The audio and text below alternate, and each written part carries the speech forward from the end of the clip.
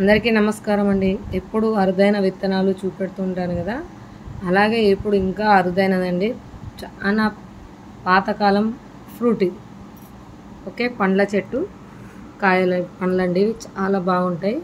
మరి మీరు ఎవరైనా ఈ పండును గుర్తుపట్టారా? ఈ పండు లోపల ఒక గింజ ఉంటుందండి. ఆ గింజను వలబడితే ఒక మనం అవి స్వీట్లలో వేసుకునే వాళ్ళము.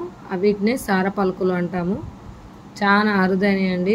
ఇది చూసారా ఎంత బాగుంటుందో. ఈ పండు తినాలి, సూపర్గా ఉంటుంది. ఇవన్నీ పండ్లే, అయితే ఇది మొర్రి పండు అని మా సైడ్ అంటాము.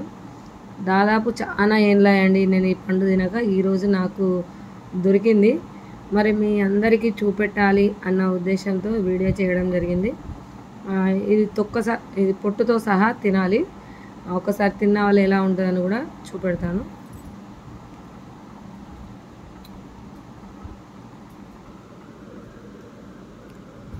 టేస్ట్ అయితే బాగుంటుంది. తీయ తీయ పుల్ల పుల్లగా సూపర్గా ఉంటుందండి. మధురం.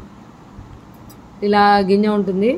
మేము చిన్నప్పుడు ఇవి ఏం చేస్తామంటే అన్నీ పక్కకేసి ఎండకు పెడుతుండేవి. ఎండిన వాళ్ళే ఒక్కొక్కటిగా పలగొడితే దీనిలో సార పలుకు వెళ్తుండే. సూపర్ టేస్ట్ ఉన్న మొర్రి పళ్ళు అండి. చాలా బాగుంటాయి ఇవి.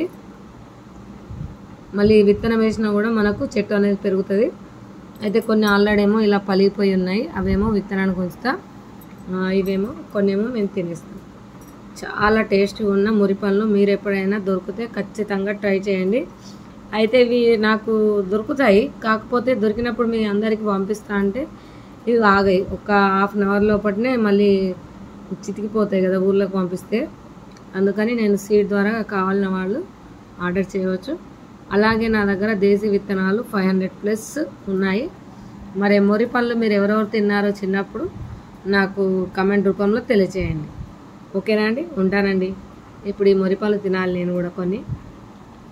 ఉంటానండి.